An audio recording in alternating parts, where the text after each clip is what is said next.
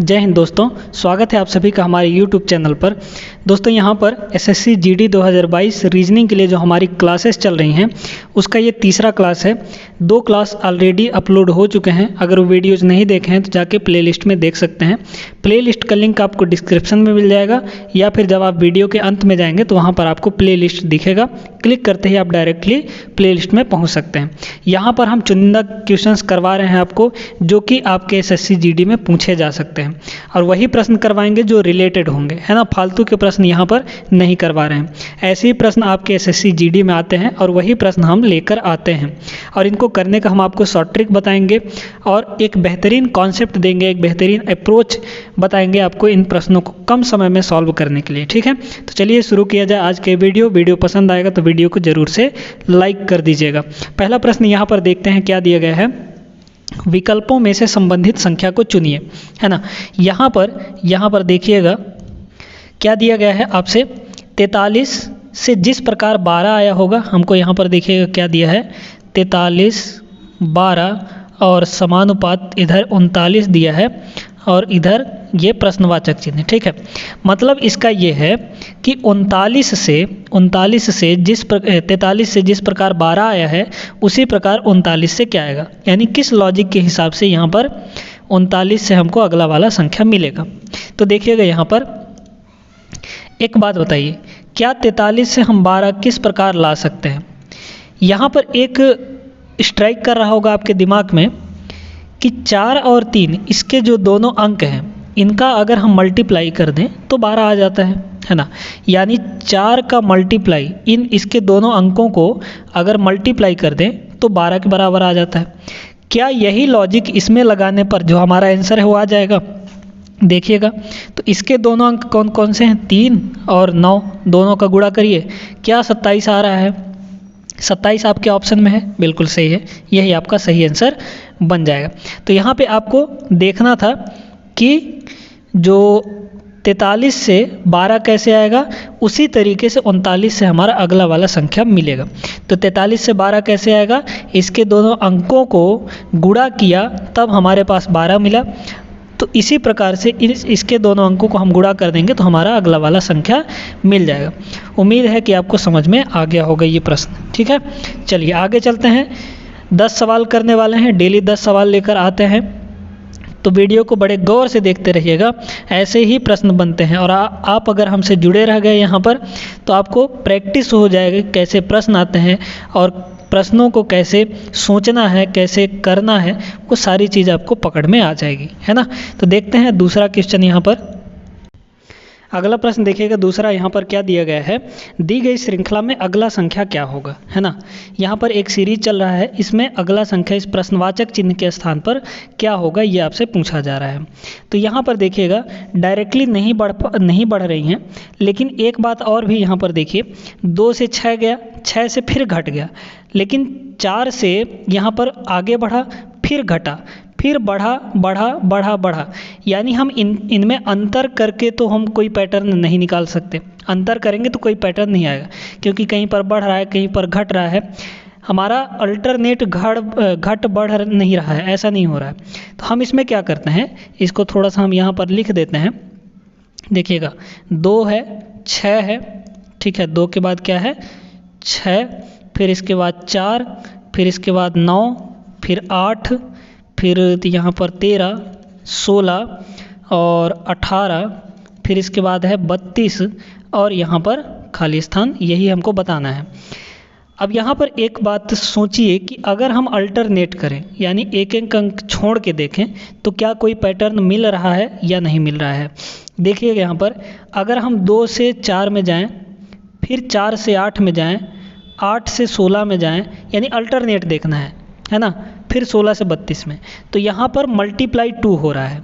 2 का गुणा 2 से होगा तो 4 आएगा, फिर 4 का 2 गुना यहाँ पर 2 से, है ना, फिर 4 का 2 गुना करेंगे तो 8 आएगा, फिर 8 का 2 गुना करेंगे तो 16 आएगा, 16 को 2 गुना करेंगे तो 32 आएगा। यानी ये जो अल्टरनेट वाली सीरीज चल रही है वो दुगने की सीरीज चल रही है।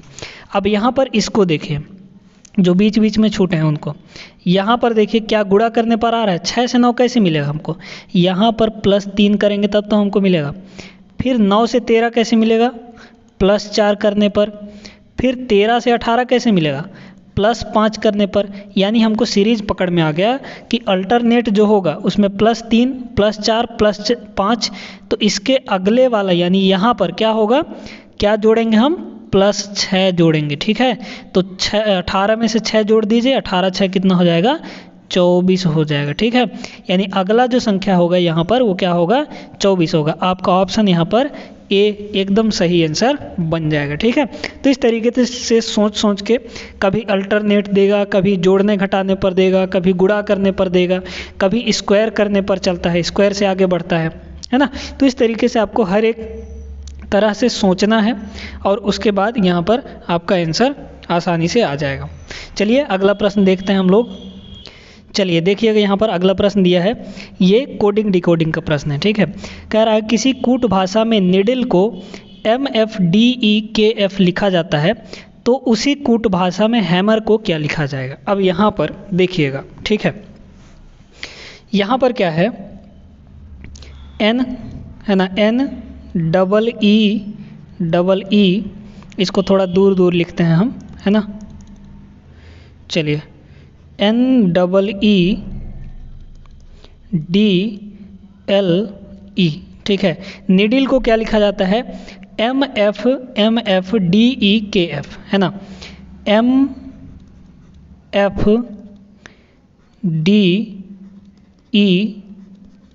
और F। इसका मतलब यह है, इसमें भी 6 लेटर्स हैं, इसमें भी 6 लेटर्स हैं, यानी एक लेटर से एक लेटर को कोड किया गया है। ठीक है, अगर दुगना होता तो एक लेटर से 2 लेटर को कोड किया जाता, ऐसा हम कह सकते हैं। तो यहाँ पर एक बात बताइए, N से M कैसे मिला, तो M पहले आता है या N आता है, M पहले आता है ना, यानी N से एक कम करके, N से एक कम करके M लिखा गया। अब E से F कैसे आता है, E से F आता है एक आगे जाने पर, E के बाद F आता है, यानी +1 किया गया। फिर यहाँ पर E से D कैसे आया, मतलब एक कम करके आया, क्योंकि E के पहले D होता है, यानी -1 करके आया।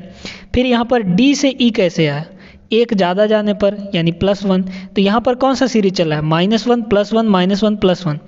K से L कैसे आया, L से K कैसे आया, K पहले होता है ना, यानी L से एक कम करने पर, यानी एक पीछे जाने पर, यानी -1 करने पर K आया।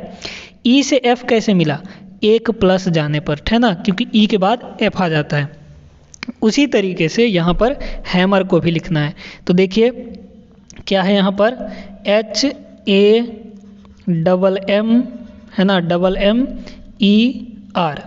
देख लीजिए क्या होगा, पहले क्या था, -1, यानी एक पीछे, तो H से पहले जाएंगे तो G आएगा, -1 करेंगे इसमें, तो फिर क्या है +1, तो A के बाद क्या आएगा, एक में +1 करेंगे तो कितना हो जाएगा, A के बाद B आ जाएगा।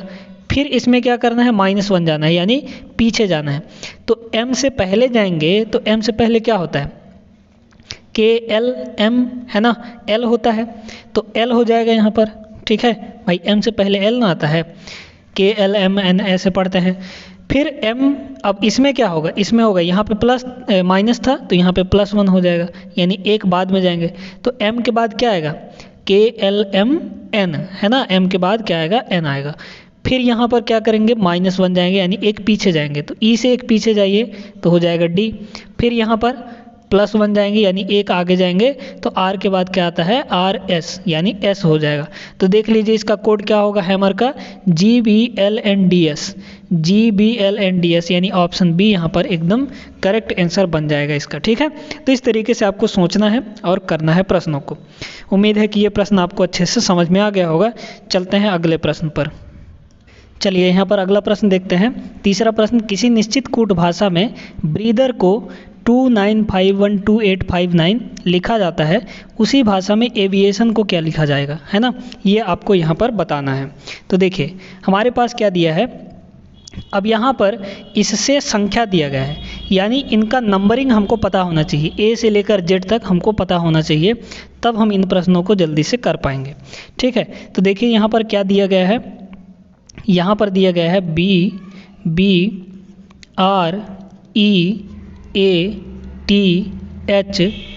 और R, है ना, इनका सबका नंबर लिख लीजिए। B का कितना होता है, 2, है ना, और बी का हो गया 2, आर का कितना होता है 18, ठीक है। ई का कितना होता है 5, ए का कितना होता है 1, टी का कितना होता है 20, है ना। एच का कितना होता है 8, ठीक है, ध्यान देते जाइएगा। फिर ई का कितना हो जाएगा 5, आर का कितना हो जाएगा यहाँ पर 18, ठीक है। अब देखिए यहाँ पर ये कोड हमको लाना है, यानी 292951। तो यहाँ पर देखिए 2 से तो 2 ही है ना, 2 के बाद क्या है 9 है। इसका मतलब अगर हम इसके अंकों को जोड़ दें तो 1 और 8 कितना हो जाएगा 9 हो जाएगा। फिर है 512, तो 51 है ना, तो 5 ये हो गया, 1 ये हो गया और ये 20 है, तो इसके दोनों अंकों को जोड़िए तो 2 और 0 कितना हो जाएगा 2 ही होगा। फिर है 8, फिर है 5 और फिर यहाँ पर 2 अंक आया, तो इसके दोनों अंकों को जोड़िए, यानी 1 8 कितना हो जाएगा 9 हो जाएगा। तो देखिए इनके सभी अंकों को जोड़ दिए तो यहाँ पर ये वाला कोड हमको मिल गया, यानी यही चीज़, यही भाषा, यही कोड, यही कोडिंग हमको इसमें भी करना है एविएशन में, ठीक है। तो लिख लीजिए यहाँ पर क्या है, AVIATIO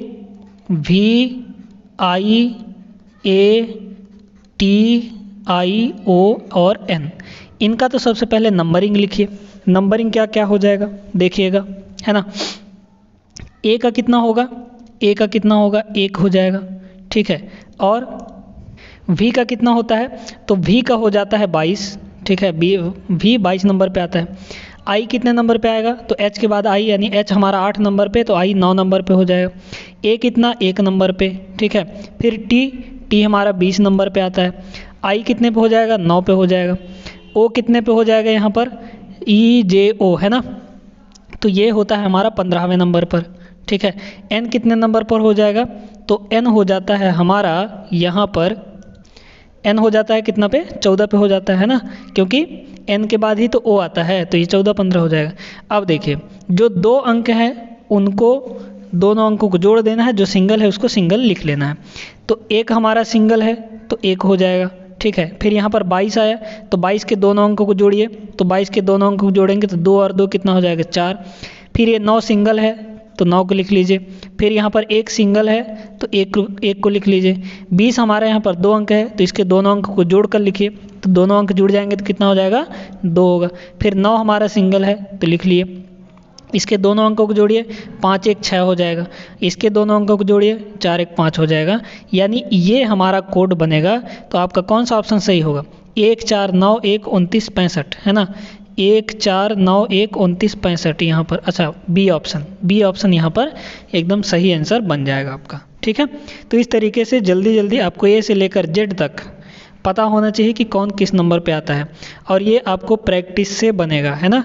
ये सारी चीज़ें जब आप प्रैक्टिस करेंगे तो अपने आप याद हो जाएगा। बात क्लियर हो गई। तो ये प्रश्न भी उम्मीद है कि आपको समझ में आ गया होगा। चलते हैं अगले प्रश्न पर।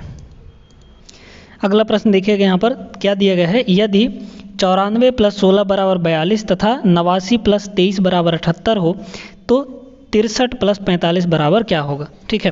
पहले तो यहाँ पर देखिए कि 94 + 16 किस तरीके से हमारा 42 मिला है हमको, है ना। तो यहाँ पर लिखते हैं 94 प्लस यहाँ पर कितना है 16, इसको 42 लाना है हमको, ठीक है। अगर एक काम करें हम यहाँ पर दोनों अंकों को गुणा कर दें तो 9 चौक कितना हो जाएगा, दोनों अंकों को गुणा कर दीजिए तो 9 चौक कितना हो जाएगा 36। यहाँ पर भी दोनों अंकों को गुणा करिए तो 6 1 कम 6 हो जाएगा। अगर इन दोनों को हम जोड़ दें अब तो कितना आ जाता है 42 के बराबर आ जाता है। मतलब हमको यहाँ पर थोड़ा सा लिंक मिला है। क्या यही काम इसमें भी होता है, देखिए क्या हो जाएगा 89 + 23 = 78, है ना। तो देखिएगा इसके दोनों अंकों को गुणा करिए, 9 8 कितना हो जाएगा 72 हो जाएगा, ठीक है, 9 8 72। इसके दोनों अंकों को गुणा 2 3 6 और इनको जोड़ेंगे तो कितना आ जाएगा 78 आ जाएगा। यानी हमको पहले अंकों को गुणा करना है फिर जोड़ देना है। उसी तरीके से इसमें भी हो जाएगा। तो हमारा क्या हो जाएगा देखिएगा यहाँ पर 63 + 45, है ना।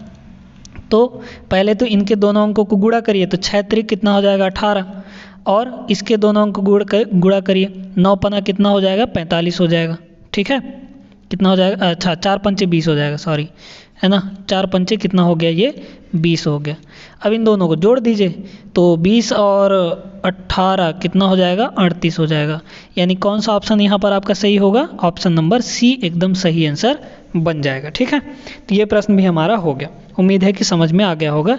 चलते हैं अगले प्रश्न पर। चलिए अगला प्रश्न देखते हैं। दिया है यदि परसों मंगलवार था, यानी बीता था का मतलब क्या है, बीता हुआ कल। ठीक है, पिछले परसों को क्या था, मंगलवार था, तो अगले कल के बाद का दिन क्या होगा। देखिएगा यहाँ पर आज मान लीजिए कि ये है हमारा क्या, आज का दिन। ठीक है, ये क्या है, आज का दिन है। अब पिछला परसों का क्या मतलब है, 2 दिन पहले, है ना। इससे पहले 1 दिन पहले जाएंगे तो कल मिलेगा, और इससे 1 दिन पहले जाएंगे तो क्या मिलेगा हमको, परसों मिलेगा। इस परसों को यानी पिछला परसों को क्या था, हमारा मंगलवार था। क्या था, मंगलवार कह रहा है। ठीक है, तो आगे पूछ रहा है कि अगले कल के बाद, यानी आगे आने वाले कल के बाद के दिन, है ना। तो ये हो गया हमारा आज तो आज है, कल का ये दिन हुआ, कल के बाद का पूछ रहा है, यानी इस दिन को पूछ रहा है। तो क्या होगा, देख लीजिए, ये तो हमारा हुआ मंगलवार के बाद बुध, बृहस्पतिवार, शुक्रवार और शनिवार। यानी ये जो दिन होगा वो कौन सा दिन होगा, शनिवार होगा, है ना। तो ये तो बड़ा आसान सा प्रश्न था, इसको आप चुटकियों में हल कर सकते थे, है ना। तो कौन सा ऑप्शन सही हो जाएगा, ऑप्शन नंबर डी, कल के बाद का दिन पूछा जा रहा है आपसे, है ना, आने वाला कल। तो उम्मीद है कि ये सवाल भी आपको समझ में आ गया होगा। आगे चलते हैं, अगला प्रश्न देखते हैं। तो चलिए दोस्तों अगला प्रश्न देखते हैं। ये डायरेक्शन का प्रश्न है। ठीक है, यानी दिशा का। क्या दिया गया है, एक दिन सुबह सूर्योदय के बाद राजन जो है एक खंभे की तरफ मुख करके खड़ा हुआ था। खंभे की परछाई ठीक उसके बाईं ओर पड़ रही थी। वह किस दिशा की ओर मुख करके खड़ा था। देखिए सबसे पहले तो आपको दिशा जानना जरूरी है ना। दिशा हम यहाँ पर बना देते हैं।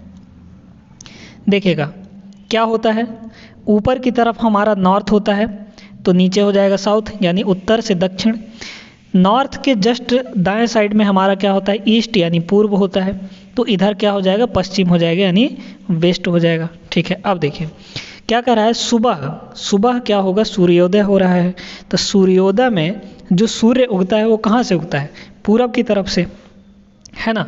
तो यहाँ पर मान लीजिए ये है हमारा सन यानी सूर्य, है ना, ये सन है। तो सन को हम बना रहे हैं किधर, पूरब की ओर। ठीक है, एक खंभा है, चलिए एक खंभा भी बना लेते हैं। एक ये हमारा खंभा है। ठीक है, इस खंभे की जो परछाई है वो किधर बनेगी बताइए। तो इस खंभे की परछाई अगर सुबह है तो सूर्य से किरणें जो निकलेंगी उसकी परछाई किधर बनाएंगी, इस साइड बनाएंगी, है ना, इस साइड बनाएंगी। और इसके बाद यहाँ पर क्या कह रहा है कि खंभे की परछाई ठीक उसके बाईं ओर पड़ रही है। जो राजन है वो खंभे की तरफ मुख करके खड़ा है। तो जब राजन यहाँ खड़ा होगा, यहाँ है ना, राजन यहाँ खड़ा होगा, तो राजन मुख करके खंभे की तरफ खड़ा है और इसके बाईं ओर, है ना, इसके बाईं ओर खंभे की परछाई पड़ रही है, इसके लेफ्ट साइड में। ठीक है, इसकी लेफ्ट साइड में खंभे की परछाई पड़ रही है। फिर कह रहा है कि वह किस दिशा में मुख करके खड़ा है। तो देख लीजिए किस दिशा में है, उत्तर की तरफ है, नॉर्थ की तरफ, है ना, नॉर्थ की तरफ मुख करके खड़ा है, खंभे के जस्ट सामने। बात क्लियर हो गई, क्योंकि यहाँ पर बोल रहा है कि खंभे की परछाई राजन के लेफ्ट साइड में है। तो देख लीजिए लेफ्ट साइड में है कि नहीं, राजन का लेफ्ट वाला हैंड ये वाला होगा, लेफ्ट वाला हाथ ये होगा, तो इधर की ओर ना ये जो खंभा का परछाई है वो बन रहा है। बिल्कुल सही बात है। तो ये किस तरफ मुख करके खड़ा है, तो ये उत्तर की तरफ मुख करके खड़ा है, यानी नॉर्थ की ओर। तो आपका ऑप्शन यहाँ पर डी बिल्कुल सही आंसर बन जाएगा।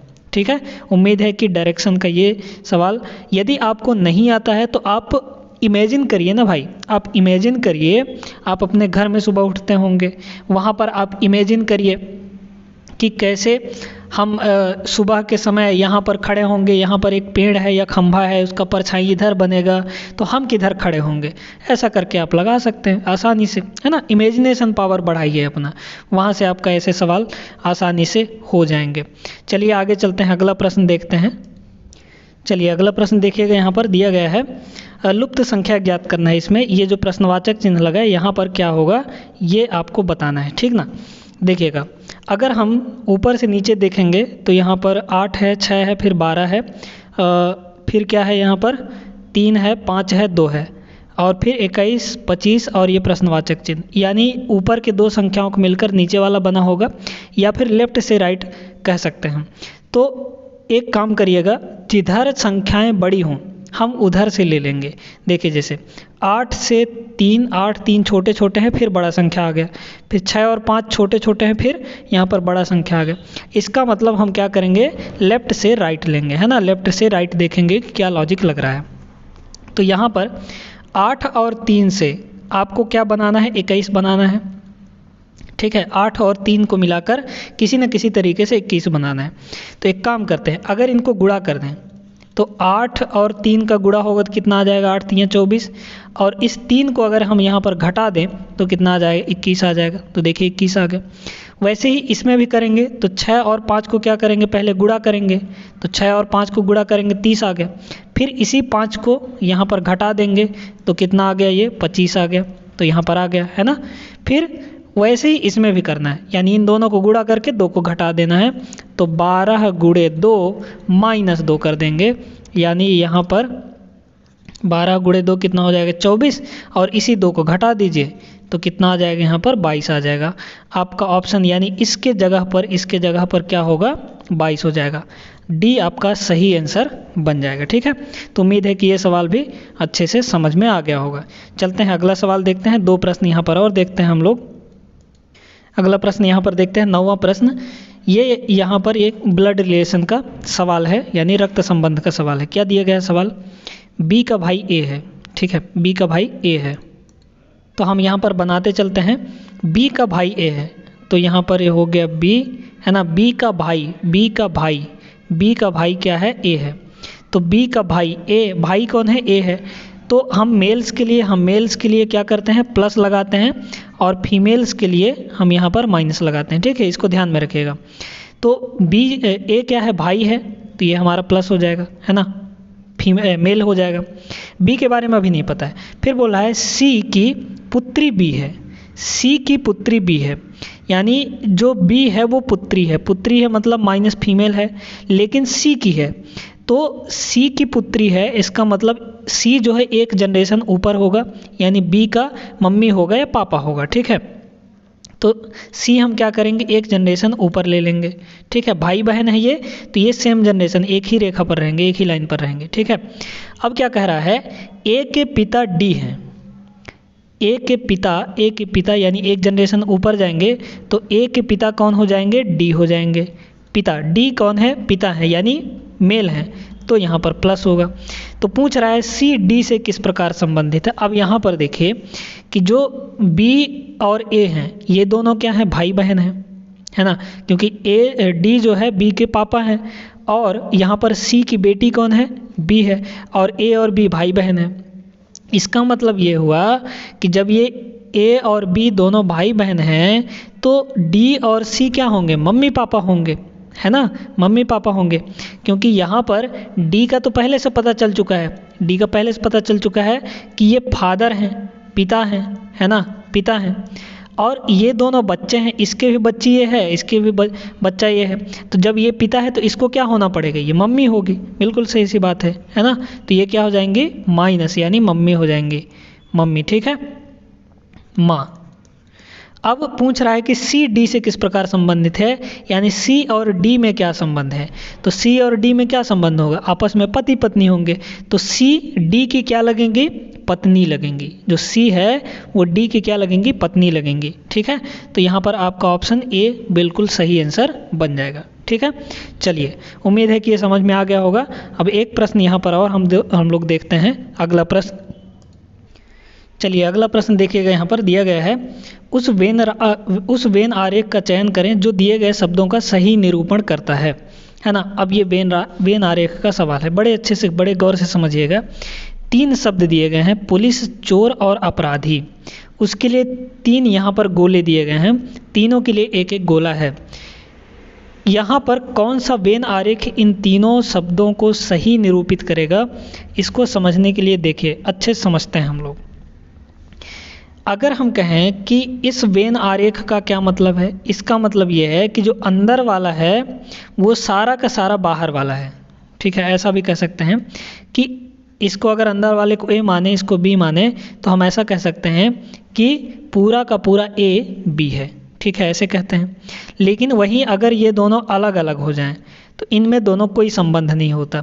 अगर कुछ ऐसा है, ठीक है, ऐसा है, तो इसका मतलब होता है कि अगर ये A और B है तो इसका मतलब होता है कि कुछ A B है और कुछ B A भी है, ऐसा कह सकते हैं हम, ठीक है। तो अब यहाँ पर देखिए तीन चीज़ें हैं, पुलिस, चोर और अपराधी। क्या ऐसा कह सकते हैं कि जो हर एक चोर होगा वो क्या होगा, अपराधी होगा? बिल्कुल सही बात है, चोर तो अपराधी होता ही है, सारे चोर जो होंगे वो अपराधी होंगे, यानी सारे के सारे चोर ये क्या हुए, चोर हुए। सारे के सारे चोर क्या होंगे, अपराधी होंगे, है ना। तो अपराधी वाले घेरे में सारे के सारे चोर होंगे, है ना। ऐसा कोई भी चोर नहीं होगा जो अपराधी नहीं होगा, है ना। चोर है तो अपराधी है ही, तो सारे के सारे जो चोर होंगे वो क्या होंगे, अपराधी होंगे। लेकिन क्या इन चोर और अपराधी के अंदर क्या इससे कुछ संबंध है पुलिस का? बिल्कुल भी नहीं है। पुलिस हमारा अलग हो जाएगा, पुलिस का अलग काम होता है, ठीक है। पुलिस ना तो चोर है ना ही अपराधी है ना। तो ऐसे कह सकते हैं। तो ये जो बीच वाला है, बीच वाला हमारा क्या है, चोर वाला है। ये बाहर वाला क्या है, ये अपराधी है ना, अपराधी वाला गोला। और ये क्या है, पुलिस वाला गोला है ना, पुलिस। तो यहाँ पर कौन सा ऑप्शन सही हो जाएगा आपका यहाँ पर ऑप्शन सी करेक्ट आंसर बन जाएगा, ठीक है। तो इस तरीके से आपको दिमाग लगाकर करना है इन प्रश्नों को। उम्मीद है कि आपको समझ में आ गया होगा। तो आज के वीडियो बहुत ही मस्त रहा होगा, उम्मीद है कि आप सभी को समझ में आ गया होगा। अगर वीडियो पसंद आया तो वीडियो को लाइक कर दीजिए। मिलेंगे नेक्स्ट वीडियो में अगला क्लास लेकर। तीसरे क्लास में हमने बहुत ही ज़बरदस्त प्रश्न किए हैं। अगर आप हमसे ऐसे ही परीक्षा तक जुड़े रहते हैं तो आपके रीजनिंग और मैथ SSC GD के लिए पूरा तगड़ा करवा देंगे, ठीक है। तो चलिए फिर मिलते हैं नेक्स्ट वीडियो में, तब तक आप सभी अपना ख्याल रखिए। जय हिंद।